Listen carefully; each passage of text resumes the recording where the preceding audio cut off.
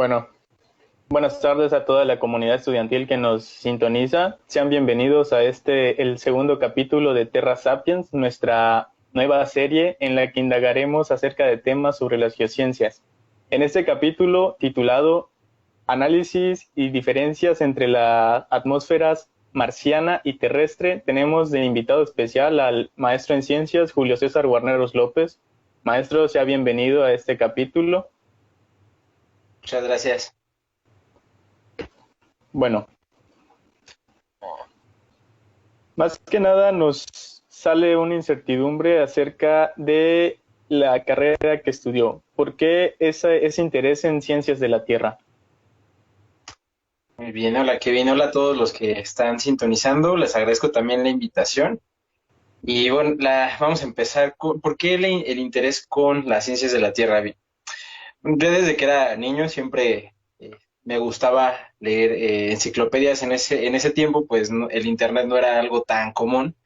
Entonces era más viable o era común, no sé si algunos de ustedes recordarán o sus padres quizá, que había vendedores de enciclopedias que tocaban puerta tras puerta y ellos abarcando diversos temas, geografía, historia y demás. A mí me encantaba cuando era niño leer esas enciclopedias. Y hubo una en particular que me gustó mucho donde hablaba acerca de la Tierra, hablaba de su atmósfera, los procesos que tenían lugar en la corteza terrestre, del océano, la vida.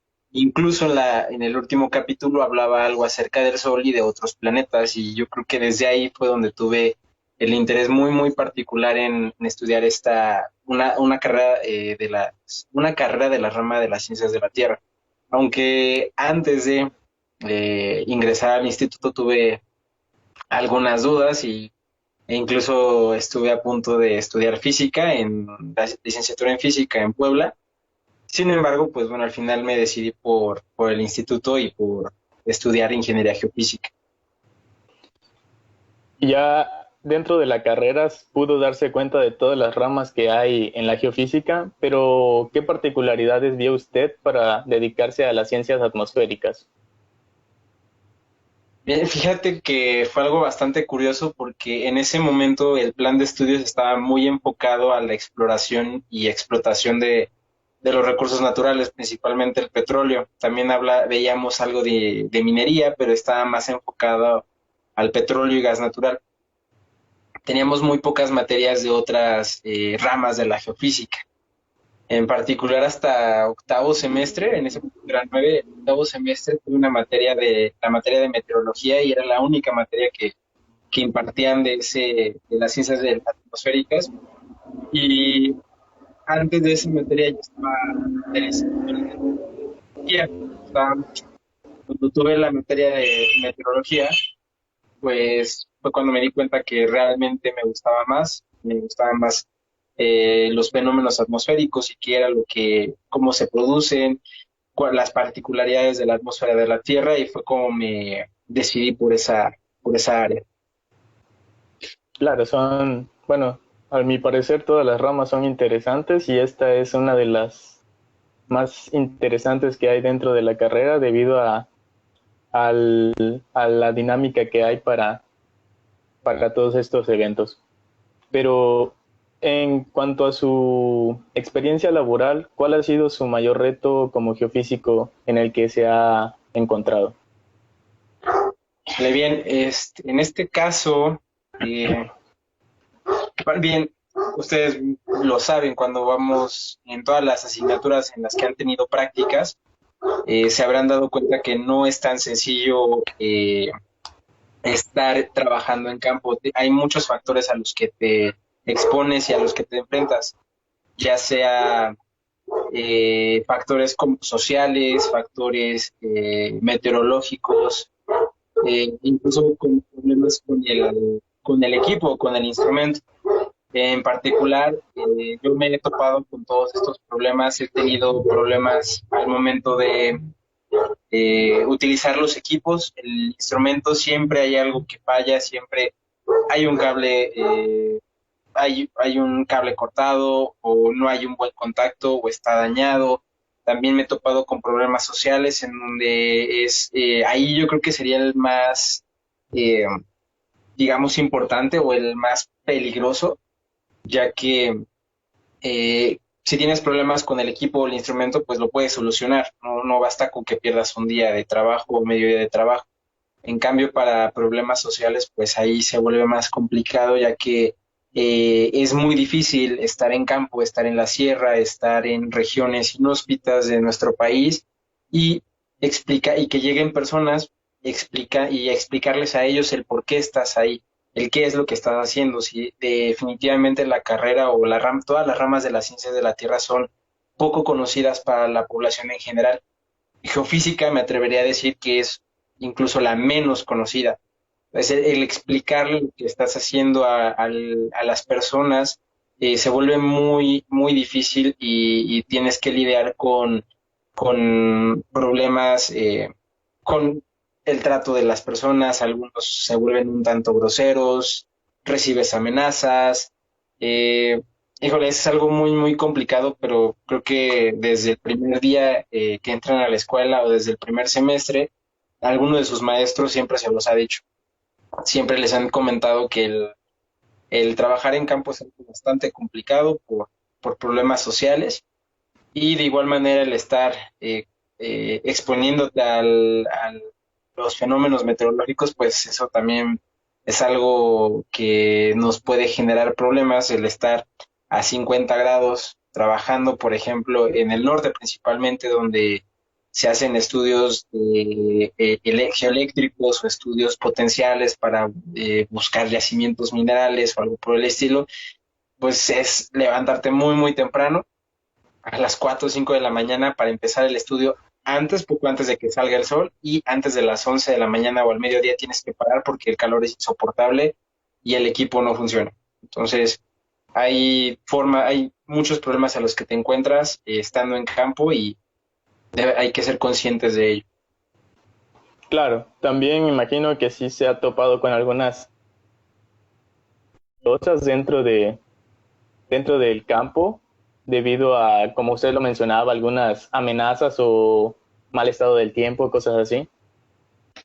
Sí, claro, ustedes bien saben, por ejemplo, un ejemplo, el método eléctrico, cuando es temporada de lluvias, hay un arma de doble filo, porque cuando el suelo está mojado, pues la energía viaja más fácilmente, entonces tu estudio sale más rápido. Si estás haciendo el estudio y empieza a llover, tienes que parar inmediatamente porque ahí hay peligro tanto para los operadores como para cualquier persona o animal que pase cerca de esa zona. Y en el caso de las amenazas, pues sí, he tenido alguna que otra mala experiencia, tanto en el trabajo como incluso como maestro en la escuela, hemos tenido algunos problemas al momento de realizar las prácticas escolares, que pues bueno, se vuelve complicado, pero pues ni modo, eso es parte del oficio y sobre todo en esta época que sabemos cómo está el país, sabemos la inseguridad que se vive, la incertidumbre, la desconfianza de las personas y es algo con lo que tenemos que tratar.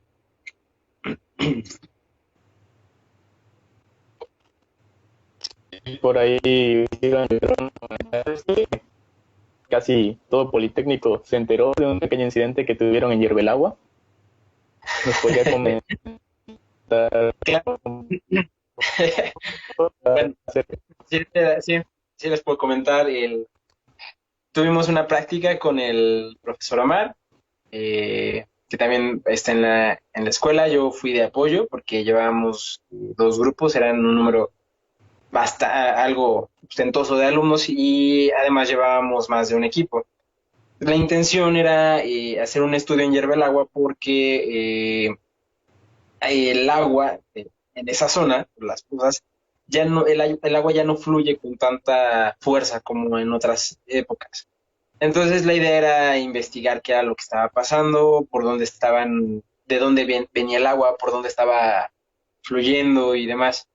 El problema surgió cuando nosotros fuimos a las con las autoridades municipales, con todos, tuvimos los permisos del presidente, de las, del, de los policías, bueno, digamos, de la seguridad de ahí, y llegamos, pero en Yerbelagua no hay una regulación del turismo. La comunidad es la que regula quién entra, quién sale y demás.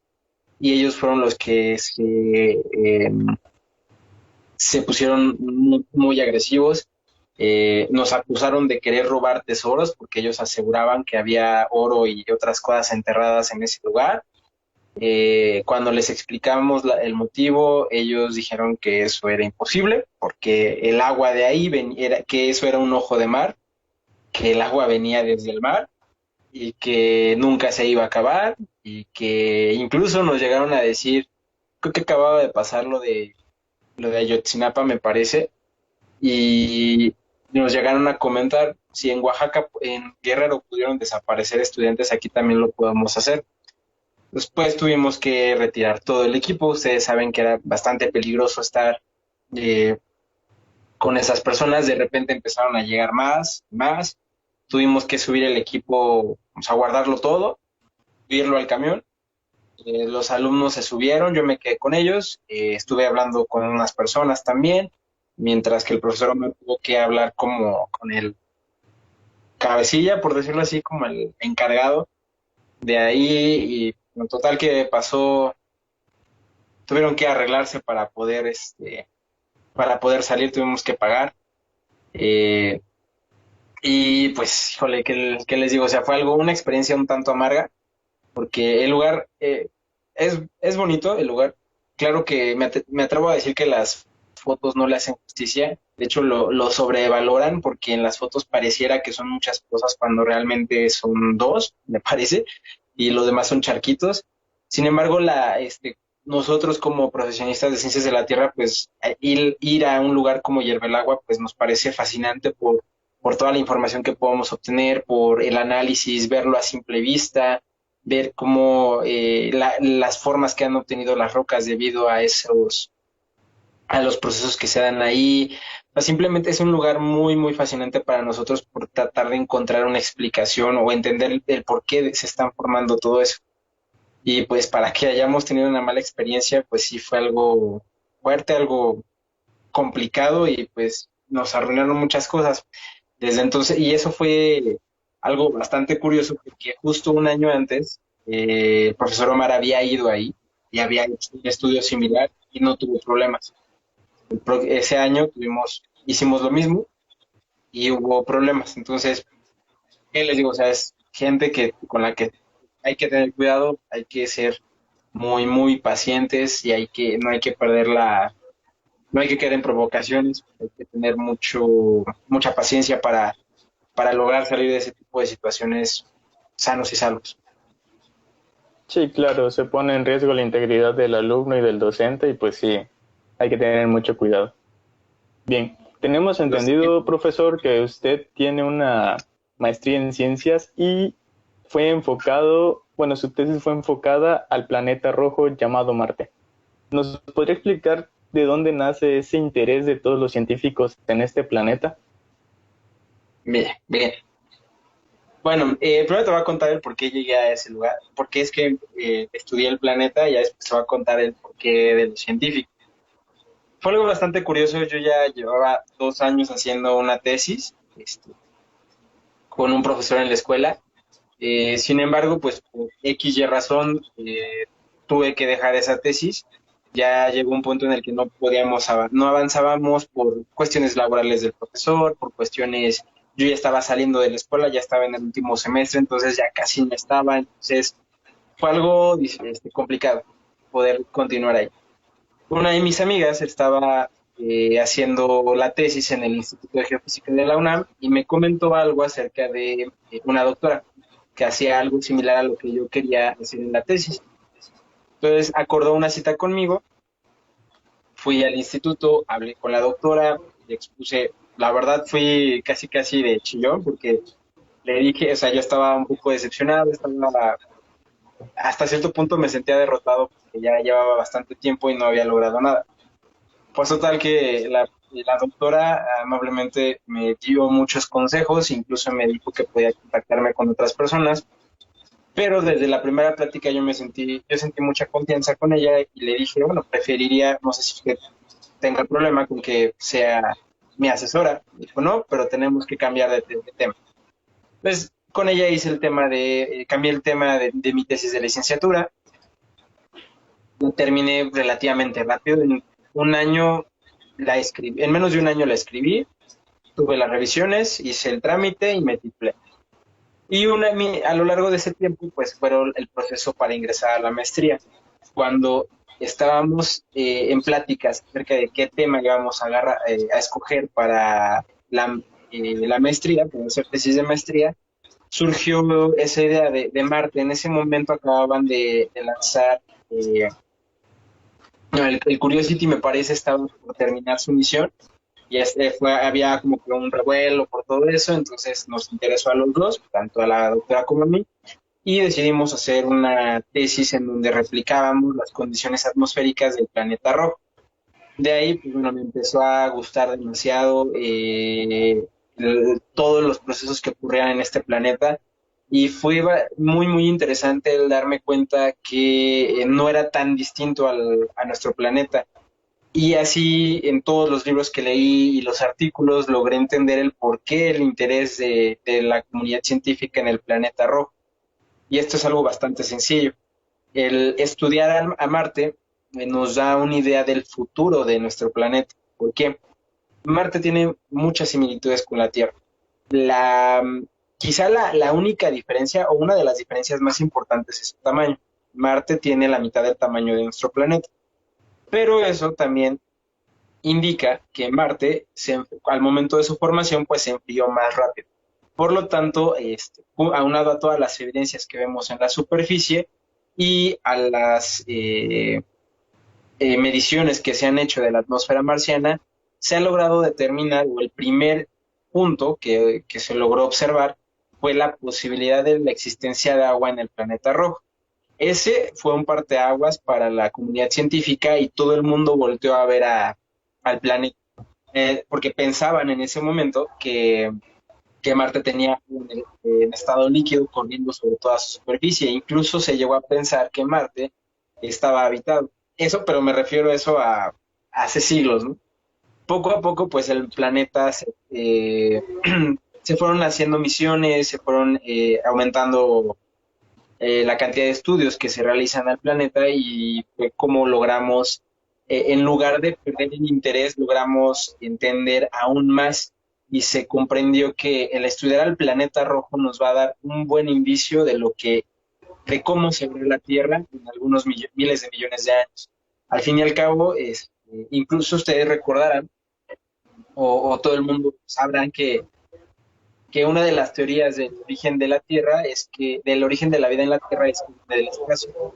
Incluso una teoría un poco más, a ver, por decirlo así, es que la vida provino de uno de los meteoritos que abandonó Marte, o una de las rocas marcianas que llegó a la Tierra. Entonces, siendo un poco más poéticos,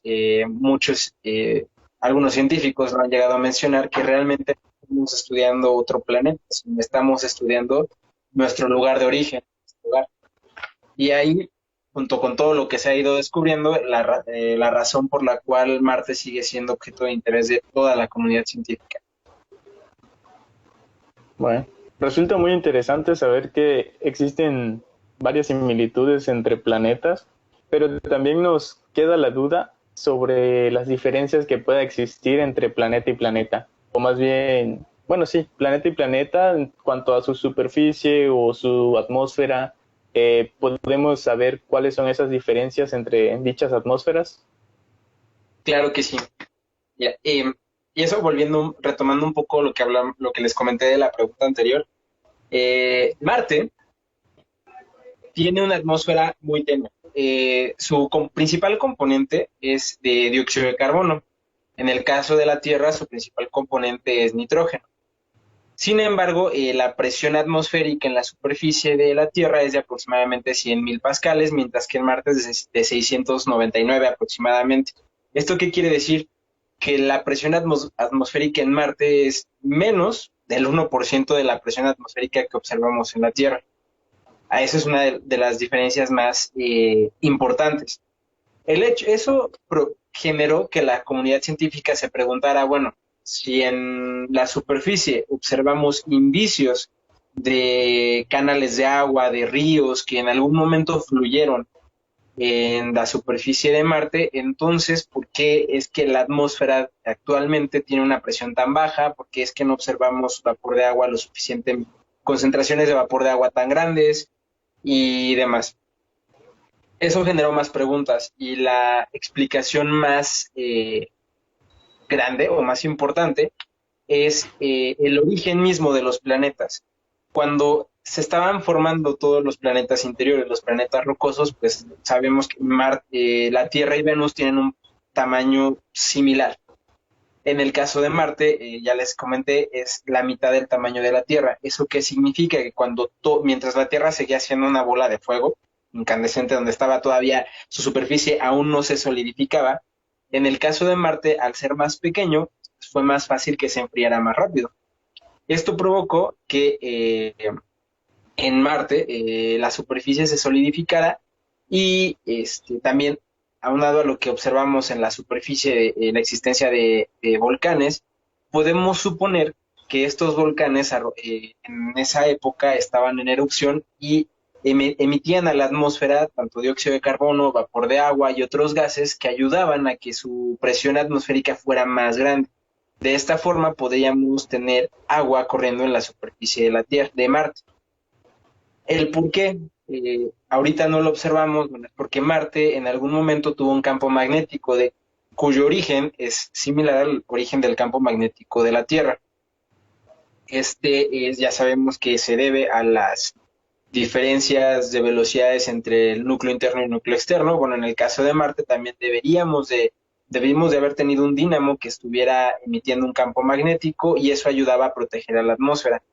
Pero, como recordando lo que les dije hace un momento, al ser más pequeño, se enfrió más rápido, bueno, pues este dínamo o estos movimientos se detuvieron, cesaron. Por esta razón, Marte pierde su campo magnético, la atmósfera queda a merced del viento solar o de las reacciones que tengan que ver con el Sol, y su atmósfera es erosionada. Aunado a que Marte pues, es más pequeño, su gravedad es menor, no logra retener esta atmósfera.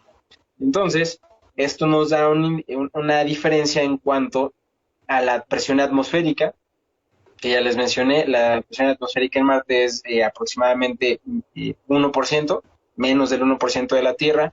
El tamaño de Marte es aproximadamente la mitad. El principal componente de la atmósfera marciana es de dióxido de carbono, a diferencia de la Tierra, que es de nitrógeno. Y también podemos observar una diferencia en cuanto a su superficie. En la Tierra sabemos que existe tectónica de placas, sabemos que existe movimiento de los continentes y demás. En Marte no hay evidencia de esto, al menos no en los últimos 3.800 millones de años. Sí hay evidencia de tectonismo, pero de que se estuvo abriendo la superficie, pero no hay una evidencia de la existencia de placas tectónicas. Y en Marte ocurre algo bastante peculiar. En el caso de la Tierra, nosotros sabemos que la corteza oceánica pues, es más profunda que la corteza continental, entonces tenemos una diferencia en topografía que está repartida por todo el planeta y que tenemos puntos altos, puntos bajos, tanto en el hemisferio norte como en el hemisferio sur, que está distribuida de manera aleatoria. En el caso de Marte hay una diferencia muy, muy importante entre su hemisferio norte y su hemisferio sur. El hemisferio norte es llano, es plano, y en promedio tiene 5 kilómetros, de 5 a 10 kilómetros es más bajo que el hemisferio sur. En el hemisferio sur tenemos una corteza más vieja, una superficie más escarpada, es más difícil, tenemos una gran cantidad de cráteres, y esto ha dado origen a diferentes teorías del por qué tenemos esta diferencia en Marte. Véanlo así, imaginen una naranja, corten la cáscara de la naranja y solo quítenle la mitad de esa cáscara. Marte tiene esa forma. En el hemisferio sur tenemos una altura mayor que en el hemisferio norte. Y esa es una de las características más importantes, aunado a que justo esta diferencia, o casualmente, esta diferencia de alturas entre el hemisferio norte y el hemisferio sur coincide prácticamente con todo el Ecuador. Ok. Bueno, eso último resulta interesante saber la diferencia entre sus hemisferios. pero igual mencionó que Marte perdió su campo magnético debido a...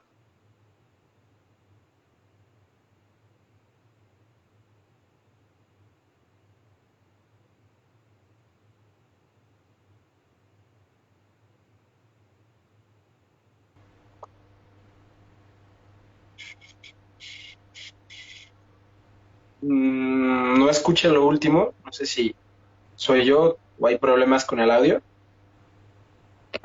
Sí, una disculpa, parece que nuestro compañero está teniendo algunas cuestiones técnicas, pero me parece que usted Sí, estaba preguntando algo acerca de la pérdida del campo magnético de este planeta.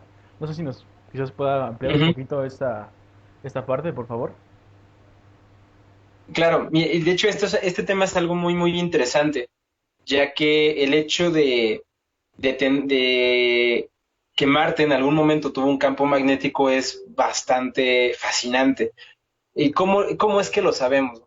Recordemos que en la Tierra tenemos evidencia en la superficie acerca del campo magnético. ¿Cómo? Bueno, pues cuando una roca se solidifica, sabemos que el contenido de ferromagnético se orienta hacia el campo magnético terrestre.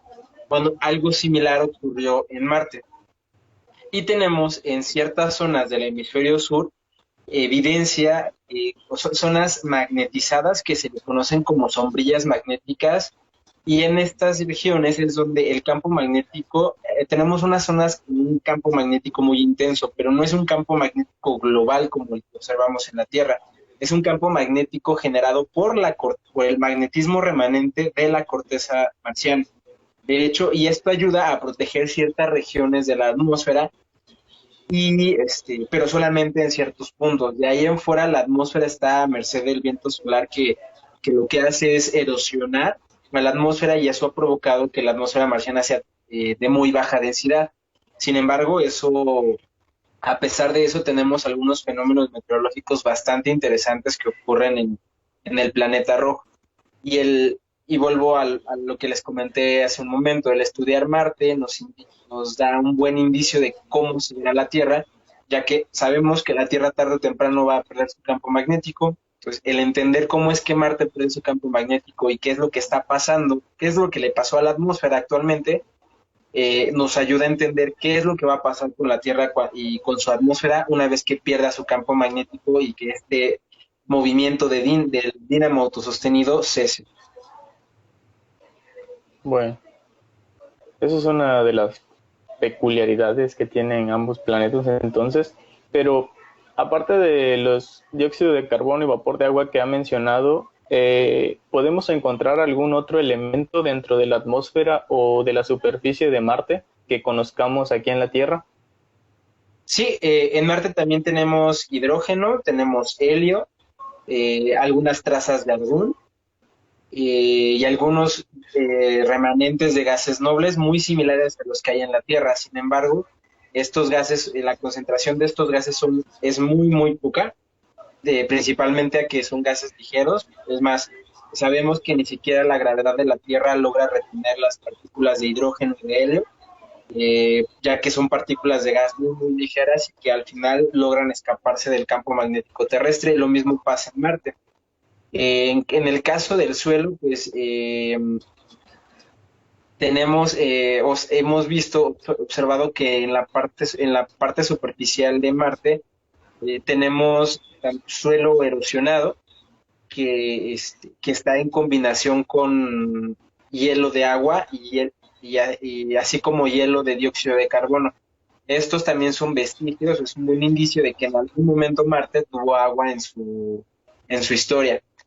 Aunado a esto, también debemos de tener materiales ferromagnéticos, porque el hecho de que Marte sea un planeta rojo, o el hecho de que tenga esa tonalidad, se debe a que el oxígeno reacciona con el carbono, perdón, generando un peróxido de carbono, que es un agente oxidante muy potente, y por eso es que da esa coloración del planeta.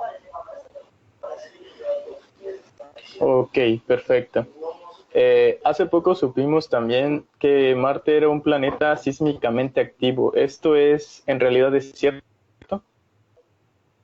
Sí, pero lo que se ha observado, obviamente esto está bajo ciertas consideraciones, aún falta hacer más estudios, aún falta tener los rovers que están allá y que el rover más reciente, que fue el que descubrió esta actividad sísmica, esta pequeña actividad sísmica, pues nada como lo que tenemos en la Tierra, que son redes de estaciones sísmicas que nos ayudan a entender mucho mejor el interior.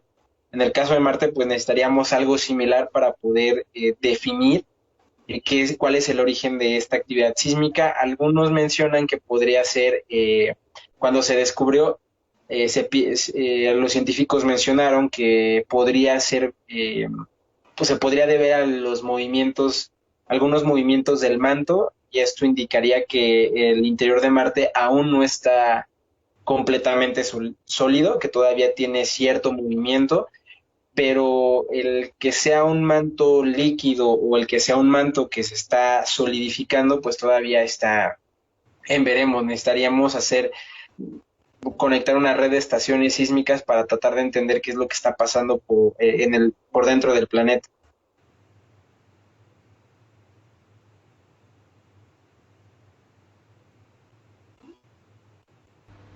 Sí, sí, sí, claramente.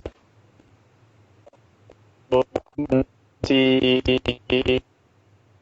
se encuentra esta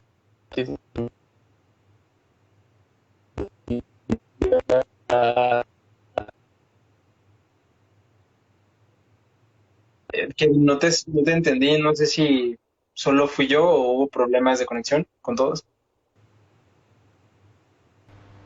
Sí, parece que nuevamente estamos teniendo algunos fallos, pero lo que usted comenta es bastante interesante.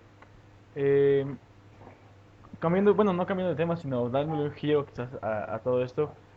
Eh, en cuanto a la cinematografía que podemos encontrar de esto, obviamente pues son quizás películas de ciencia ficción, así, pero ¿usted recomienda alguna que sea, pues obviamente no científicamente exacta, pero acercada a la realidad de lo que es este planeta y que pueda pues fomentar la, eh, la curiosidad de los jóvenes por este tema? Híjole, mira, ¿sabes qué? A mí me pasa algo bastante curioso y no sé si a ustedes también. Bueno, y eso me di cuenta por un amigo, un conocido que tuve, que sobre ciertos temas de películas. Mira, antes de estudiar la carrera, a mí me encantaban las películas de ciencia ficción que hablaban acerca de sismos, volcanes, no sé, ya sea Pico de Dante, El día después de mañana, Volcano, que eran películas que yo veía cuando era niño y a mí me fascinaban, porque me parecían extremadamente interesantes y pues entendía o creía muchas cosas. Pero una vez que eres un profesionista o que te das cuenta de cómo es que funciona el planeta, le pierdes el gusto a estas películas. En mi caso, ya después cuando salió 2012, simplemente esa película la odié porque no le encontré sentido lógico. Después de eso salieron otras películas como El Tornado, me parece, o La Megatormenta, La Quinta, algo así. Películas que, para ser sincero, no he visto La quinta ola, ¿no? porque no, algo así. Sí, para ser sincero, no he visto porque no quiero, eh, ya no las veo con el mismo interés o el mismo afán. A diferencia, cuando veía Armagedón o Impacto Profundo, esas películas me parecían muy interesantes. Ahora ya le perdí el gusto a esas películas. La única que me ha gustado bastante ha sido Interestelar, porque creo que explican a grandes rasgos, de una manera muy digerible, cómo es que funcionan ciertos temas de las ciencias espaciales, o sobre todo de la astronomía y la astrofísica, que es eso muy, muy interesante. Pero para ser honestos, esos temas a mí me parecen muy interesantes. Sin embargo, no soy experto y desconozco ciertas cosas de astronomía y astrofísica. Por lo tanto, quizá esa es una razón por la cual me sigue pareciendo interesante. Hay otra película que se llama El Marciano. No la he visto, pero me han dicho algunos conocidos que es bastante buena. Preferí comprar el libro, lo estoy leyendo ahorita y es una novela bastante muy buena, o sea, sí es una novela interesante, sin embargo no es algo tan apegado a la realidad, al fin y al cabo es mucha imaginación, pero hay que tomar algo muy, muy importante o algo, hay que tomar en cuenta algo muy importante. Cuando a principios en el siglo XVIII, me parece, XVIII, XX, XIX, en el siglo XIX, el autor Julio Verne era considerado un autor de ciencia ficción. Algunos lo consideraban un tanto loco y pensaban que era imposible todo lo que venía en sus obras, como Viaje al centro de la Tierra a la Luna, obras maravillosas a mi punto de vista. Y me parece algo hasta cierto punto poético que al final los primeros que se atreven a pensar o a imaginar son filósofos, escritores, y que con el tiempo, o al final el tiempo les da la razón, les hace justicia acerca de cómo es que vemos, o qué es lo que podríamos hacer para colonizar otros planetas. Yo considero que puedan ver cualquier película referente de ciencia ficción referente a la Tierra, fenómenos y demás, pero siempre hay que tener en mente muy, muy claro que no es la realidad, que no que así no es como funcionan las cosas, si bien lo explican muy burdamente para que las personas, para que cualquier persona lo entienda, pero no hay que tomarlo siempre con cierta reserva. Entonces, yo no les, mi intención no es amargarles esas películas, yo creo que sí pueden pasar una tarde agradable, sin embargo, eh, así como tomarlas como ciertas o no. Les puede ayudar a entender los fenómenos, sí, pero no su proceso exacto de formación o cómo es que reaccionarían o qué es lo que se debería de hacer. Claro, quizás más que entender, pues fomentar esa curiosidad, ¿no? De saber si lo que dice la película quizás es cierto, o qué tan cierto es, o qué tanto puedo confiar en ella, e irse inmiscuyendo en todo ese tema, ¿no? Claro, sí, sí, sí. Eso definitivamente es bastante interesante. Bueno, gracias. Ahora retomando un poquito la parte técnica, eh, Sí, en Marte se pueden encontrar satélites, como en el caso de la Luna es a la Tierra. ¿Hay algún análogo para Marte? claro. De hecho, Marte tiene algunos orbitadores, como Maven, Mars, hay un orbitador de Marte y estos orbitadores son de tanto de la NASA, la ESA, la Agencia Espacial Europea, orbitadores de India, y también China ha mostrado bastante interés en, en estudiar el planeta rojo y tenemos satélites que están monitoreando el planeta rojo de forma constante. Están algo similar a los satélites meteorológicos que observamos en la Tierra.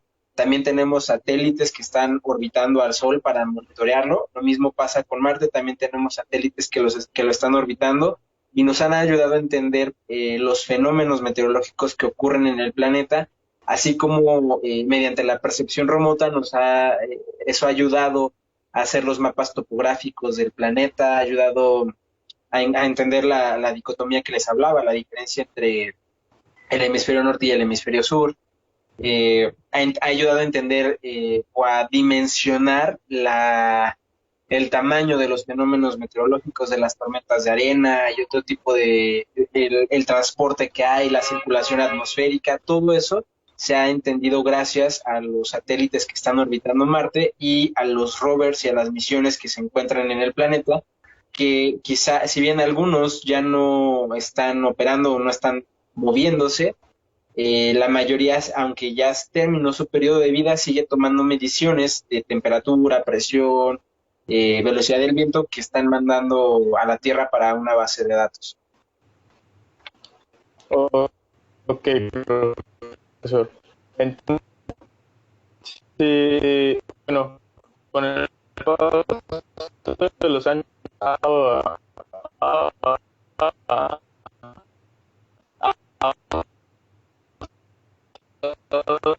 la tecnología, estos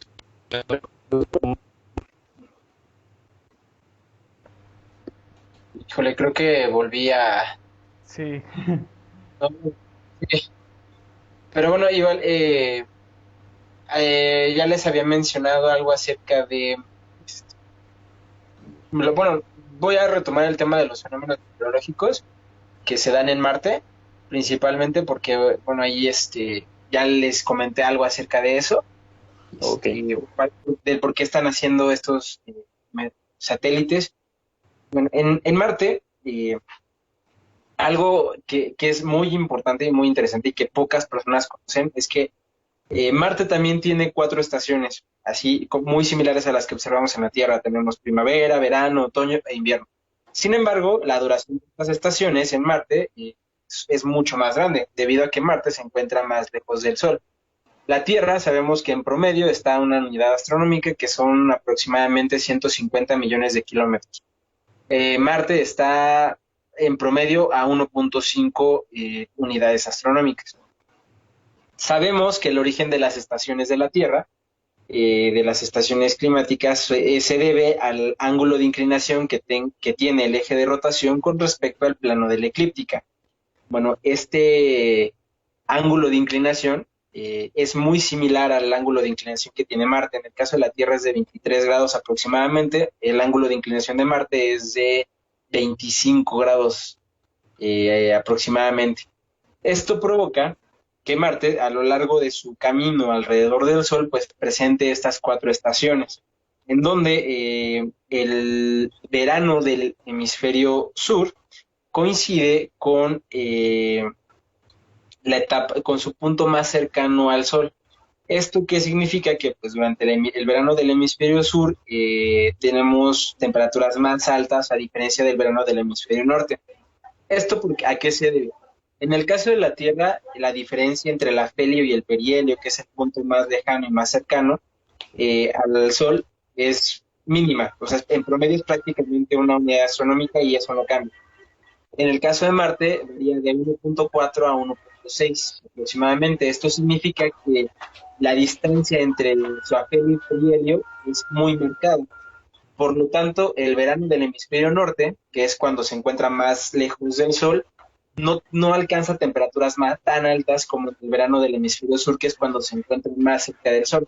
Bueno, ¿qué pasa cuando el Sol, qué pasa cuando un planeta está cerca del Sol? ¿Qué pasa con un gas? Pues cuando el gas se calienta, se expande. Al expandirse provoca gradientes de temperatura y presión y esto genera movimientos de masa atmosférica, viento que se va desplazando, que se va generando debido a la cercanía que tiene con el Sol y a la época del año. Bueno, este plus, por decirlo así, de energía que recibe Marte proveniente del Sol durante su punto más cercano, provoca que las diferencias de temperatura entre el día y la noche sean más marcadas a diferencia de la Tierra, ya que el efecto invernadero en Marte, como tiene una atmósfera menos densa, pues su efecto invernadero no es tan grande, entonces durante la noche las temperaturas disminuyen drásticamente. Eh, Mientras que en el día, al estar cerca del Sol, en verano, las temperaturas aumentan, por lo tanto, las velocidades de viento pueden llegar a alcanzar los 100 kilómetros por hora, incluso más. Esto, aunado a todas las partículas finas que hay en la superficie de Marte y a la baja gravedad que hay en este planeta, provoca que el viento comience a elevar estas partículas finas de polvo, generando una especie de tormenta de arena, que que en algunas épocas o en algunos años marcianos son tan intensas que logran cubrir a todo el planeta de forma global. Esto lo que provoca es que se reduce el gradiente de temperatura entre el día y la noche, y lo que provoca es que estas partículas de polvo absorben la radiación del Sol durante el día y durante la noche esta radiación que absorbieron la liberan en la noche, provocando que en las noches la temperatura sea un poco más alta de lo normal y en el día un poco más baja. Y así es como se reducen este gradiente de temperatura entre un día y otro. En Marte también tenemos la presencia de algunos remolinos, En Marte tenemos la formación de dunas por este mismo fenómeno, por el viento. También tenemos erosión, un fenómeno de abrasión, tenemos erosión en la superficie de Marte generada por el viento, por el choque de partículas de polvo que carga el viento con rocas más grandes. Todo esto lo podemos observar sobre la superficie de Marte y cabe mencionar que estos fenómenos solo se presentan durante el verano del hemisferio sur y durante el verano del hemisferio norte podemos observar algunas tormentas de arena pequeñas, algunos remolinos quizá, pero no observamos tormentas de arena de escala global, ya que en la temperatura que adquiere el hemisferio norte no es tan alta como la temperatura que tenemos durante el hemisferio sur. De hecho, y esto es un dato curioso, durante el verano del hemisferio sur, en algunos puntos logramos obtener una temperatura de hasta 20 grados Celsius. Es algo, pues, a nuestro punto de vista, relativamente medible, porque hay que recordar que Marte se encuentra dentro de la zona habitable del Sol. De hecho, está en una zona un poco más amigable a diferencia de la Tierra. La Tierra está un poco más pegada hacia el límite inferior de la zona habitable. En el caso de Marte, pues está un poco más en medio. Sin embargo, pues no solo eso no es un factor, aunque es un factor importante, pero no es un factor decisivo. Sabemos que necesitamos un efecto invernadero lo suficientemente alto para que pueda existir, para que el planeta pueda tener una temperatura más alta. Porque ya sabe, en el caso de la Tierra la temperatura promedio es de 15 grados, mientras que en Marte la temperatura promedio ronda los 30 grados, 50 grados Celsius, menos 50, perdón, menos 50 y menos 30 grados Celsius. Esto que comenta es bastante interesante. Me hace pensar en esto. Las diferencias de temperatura en las diferentes estaciones, en los diferentes hemisferios de Marte, em, ¿se relacionan en alguna forma con la existencia o la evaporación del agua en Marte? ¿O se debe solamente a que su atmósfera es muy débil y precisamente pues el vapor escapa? ¿O cómo? Es debido a la baja densidad de la atmósfera. Recuerden que aunque tengamos, por ejemplo, 20 grados Celsius, eso en teoría nos podría ayudar a tener agua, y sabemos que hay vapor de agua en Marte, con 20 grados Celsius podríamos obtener agua en estado líquido corriendo sobre su superficie. Sin embargo, hay algo muy, muy importante. No solamente es necesaria una temperatura relativamente alta, también tenemos que tener una presión atmosférica alta. De otra manera, no es posible, aunque tengamos eh, la temperatura adecuada, si no tenemos la presión atmosférica adecuada, es prácticamente imposible tener agua líquida corriendo sobre la superficie de Marte. De hecho, hay una teoría, todavía no se ha corroborado, pero teóricamente, cuando tenemos el verano, más bien, bueno, esto no es teórico, bueno, les voy a explicar algo. Durante el verano del hemisferio sur, eh, en Marte también tenemos casquetes polares en el norte y en el sur. Y estos casquetes polares están compuestos por hielo de agua y así como hielo de dióxido de carbono, que está mezclado, ¿no? Cuando es el verano del hemisferio sur, este casquete polar comienza a derretirse y tenemos una circulación que va hacia el hemisferio norte, en donde la temperatura es más baja y entonces esta sublimación que ocurre de estado sólido a estado gaseoso avanza hacia el hemisferio norte y aquí se condensa, se precipita nuevamente, pero en forma de sólido, no pasa por estado líquido. Pero ¿qué pasa? Cuando tenemos el verano del hemisferio sur, pues como hay una gran cantidad de calor, también tenemos tormentas de arena, velocidades de viento alto, entonces agregamos a la atmósfera tanto partículas de polvo como partículas de gas, y esto provoca que la presión atmosférica sea más grande. Como ya les había mencionado, en el hemisferio sur tenemos una gran cantidad de cráteres, tenemos diferencias, una superficie más vieja, entonces hay una región en el hemisferio sur, un cráter muy grande, en donde tiene una profundidad mayor que el hemisferio norte. Al estar más profundo, pues vamos a tener una presión atmosférica mucho más grande. Sabemos esto debido a que Ahorita, por ejemplo, en la Ciudad de México, que la altura es promedio es de 2000 y cachito, tenemos una presión atmosférica X, mientras que a nivel del mar la presión atmosférica es mucho mayor porque tenemos una mayor cantidad de atmósfera que está sobre nosotros.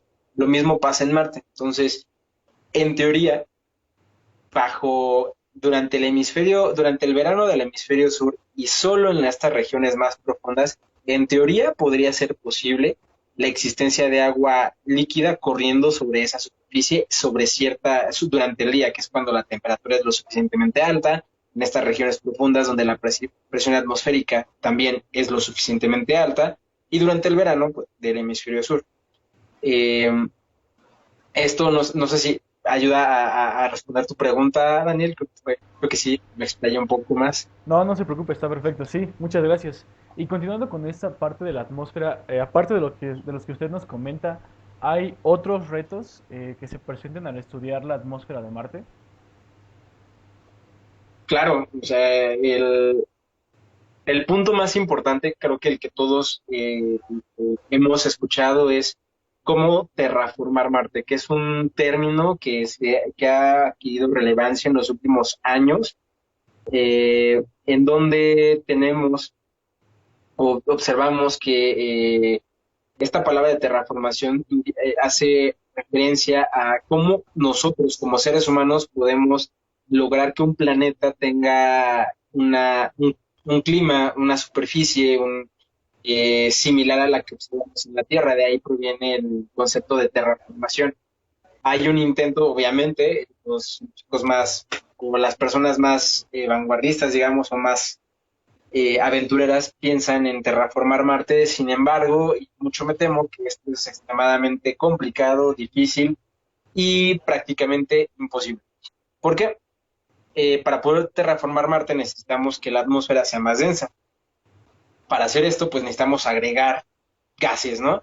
Estos gases, en el caso de la Tierra, provienen de los volcanes. Marte, pues ya no existen. Otra forma de hacerlo, y eso en algunas personas decían, bueno, pues si aquí en la atmósfera de la Tierra estamos agregando dióxido de carbono y eso ayuda a aumentar la temperatura, pues podríamos hacerlo en Marte. En teoría podría funcionar.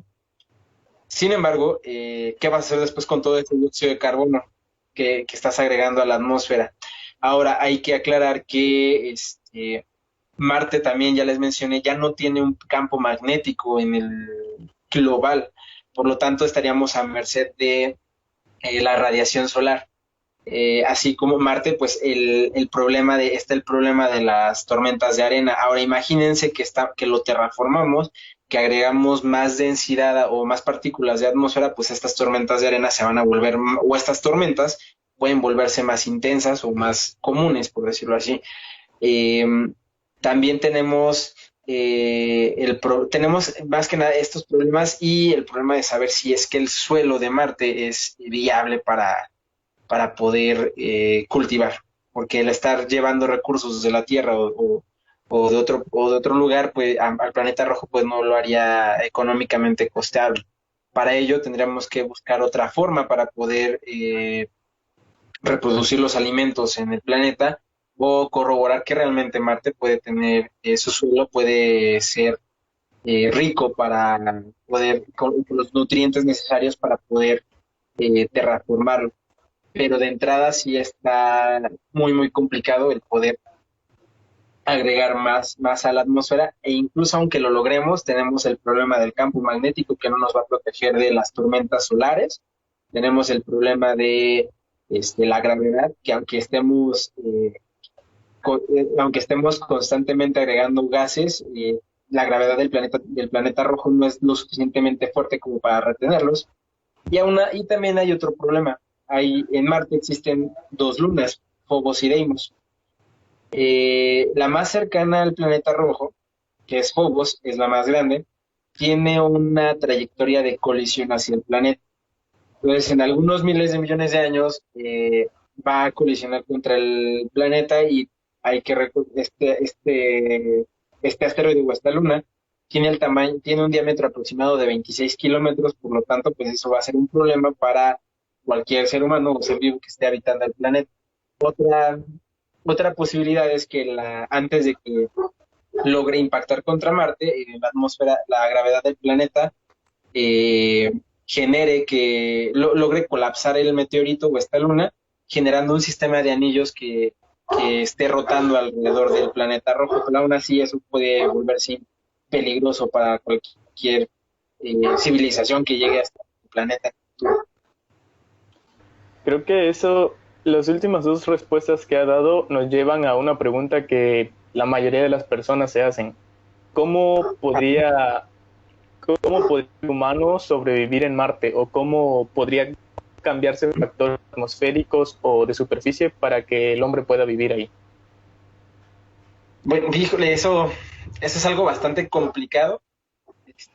Digo, es el lugar más viable, o sea, hasta ahorita de todo el sistema solar es el lugar más viable para hacerlo, porque aunque Venus tiene un tamaño similar y aunque Venus tiene una gravedad similar a la de la Tierra, la presión atmosférica en Venus es enorme, es muy, muy grande y el efecto invernadero que hay en ese planeta es muy, muy intenso, o sea, es difícil que alguien pueda vivir en Venus. Por eso, pues nuestro siguiente objetivo es Marte, porque en la Luna, pues es muy pequeña.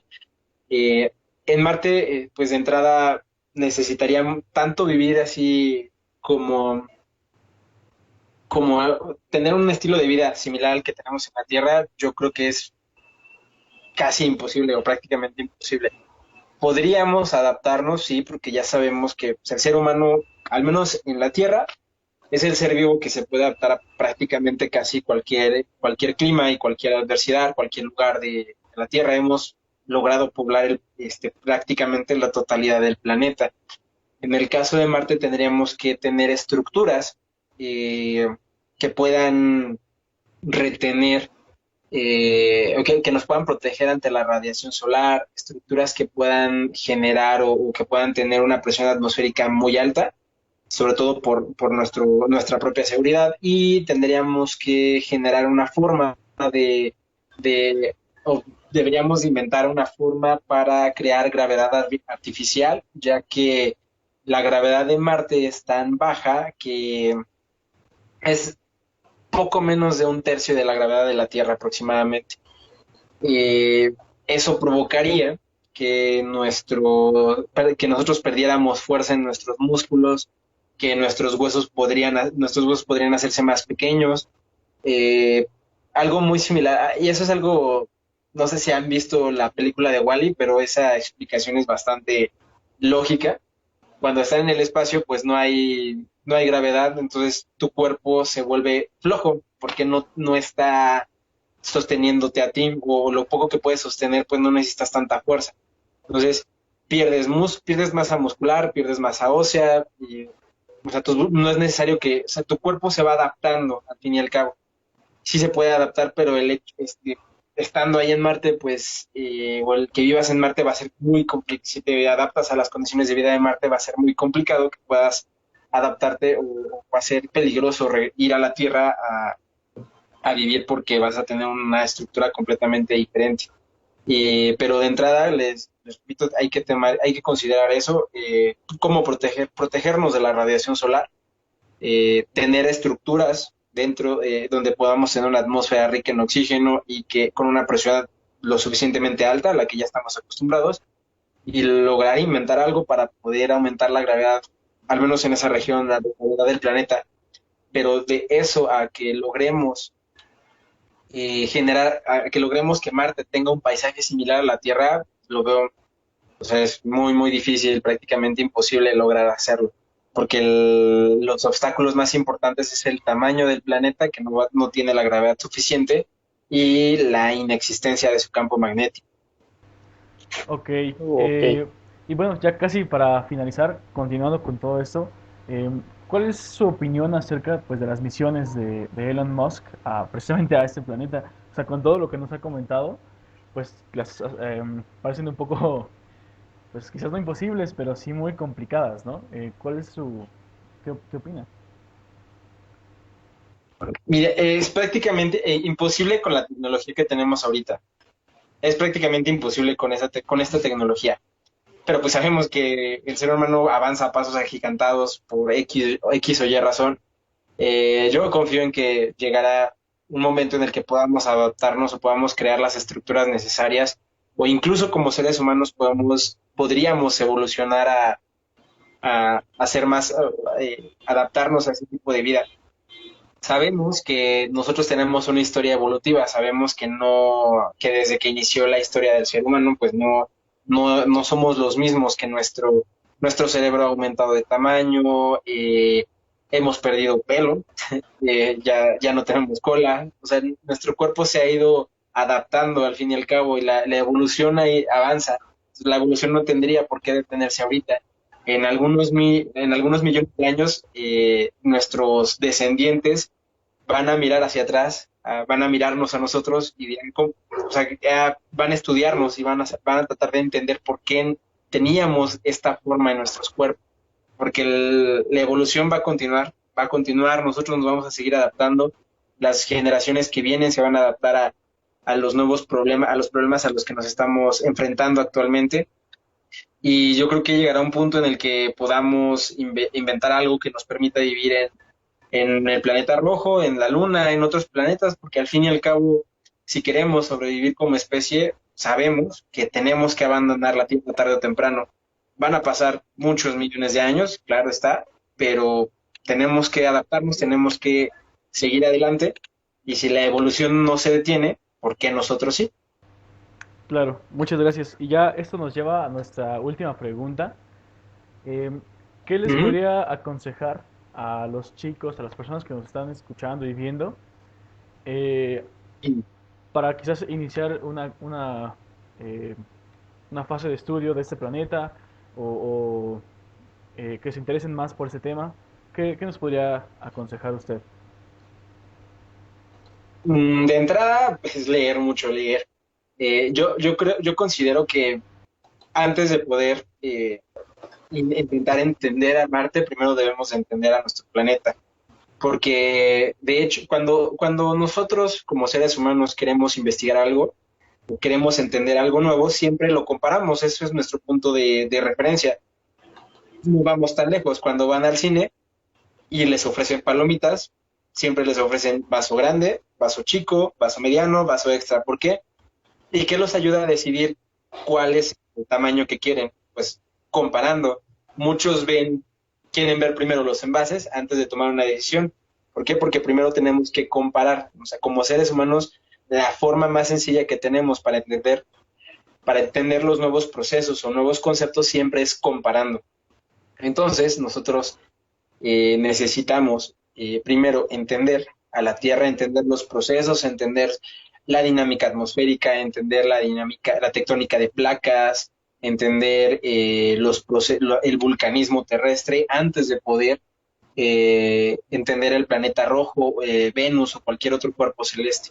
De hecho, algo muy interesante y algo de lo que pocos saben, eh, hay que recordar que las ciencias espaciales se encarga del estudio de nuestro vecindario, del estudio del medio interplanetario, es decir, el Sol, los planetas, los satélites, asteroides, cometas y demás. ¿Y cómo es que lo estudiamos? Pues haciendo geofísica, no hay de otra. Sabemos que cada vez que hacemos percepción remota mediante un satélite, es geofísica. Sabemos que, ¿cómo nos dimos cuenta que en Marte hay actividad sísmica? Mediante la geofísica. Entonces, no hay que tomar, hay que tener la mente abierta y entender que la geofísica tiene un gran campo de aplicación y que no solo se limita a la Tierra. De hecho, hay una rama que se le llama tanto geofísica planetaria y geología planetaria, que siendo estrictos, el concepto está mal porque la palabra te lo dice geofísica y geología, pues es tierra, ¿no? Pero se aplica hacia el mismo concepto porque hacemos un símil. La forma en la que estudiamos los planetas es la misma forma en la que estudiamos a la Tierra.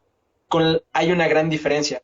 Cuando hacemos un estudio sísmico aquí, pues tenemos un operador. Si hay algún error, el operador lo puede resolver en el momento.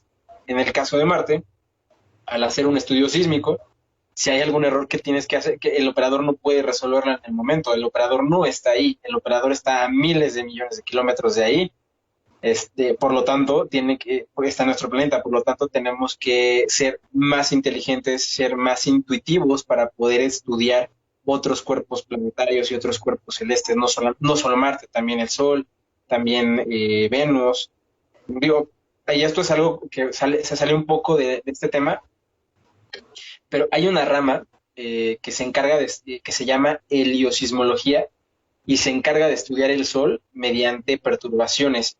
Se llama heliosismología por hacerlo un símil, pero bueno, sabemos que el Sol está compuesto de otros materiales. ¿Y cómo es que observamos esto? Bueno, cuando hay un evento eruptivo, un fenómeno eruptivo en el Sol, este fenómeno genera perturbaciones de manera muy similar a cuando ustedes avientan una roca a un río.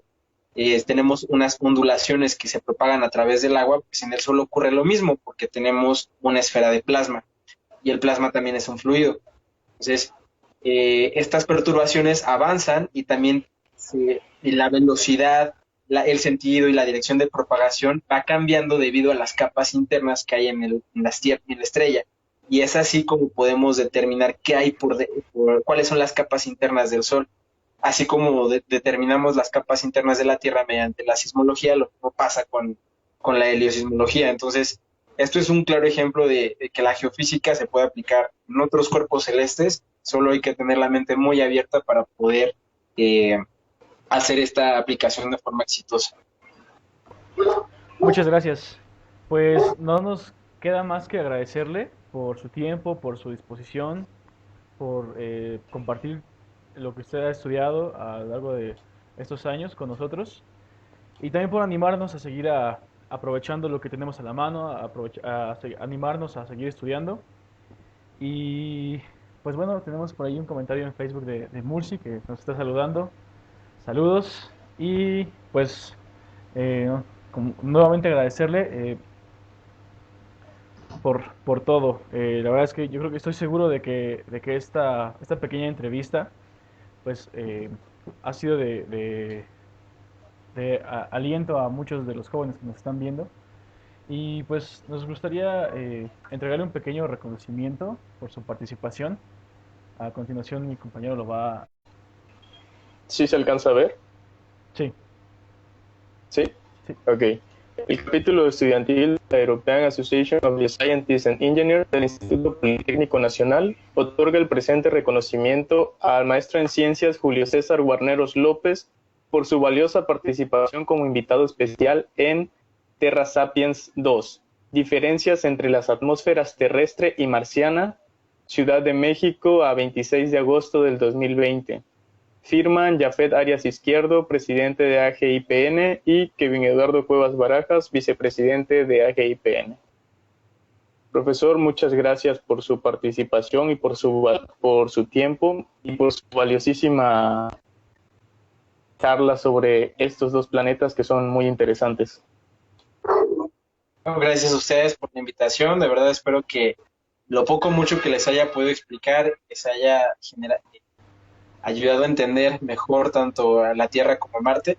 Espero que les haya resuelto muchas dudas, pero también lo que más espero es que les haya generado muchas preguntas, muchas inquietudes que si tienen, que con todo gusto y con toda la confianza se las puedo resolver mediante Facebook o si es que ustedes también deciden tomar este camino y dedicarse a las ciencias espaciales y atmosféricas, bueno, también con todo gusto los puedo orientar en donde pueden iniciar. Así que, pues también nada, muchas gracias por la invitación y espero que haya sido una plática, una charla agradable. No, pues sí, yo estoy seguro de que sí.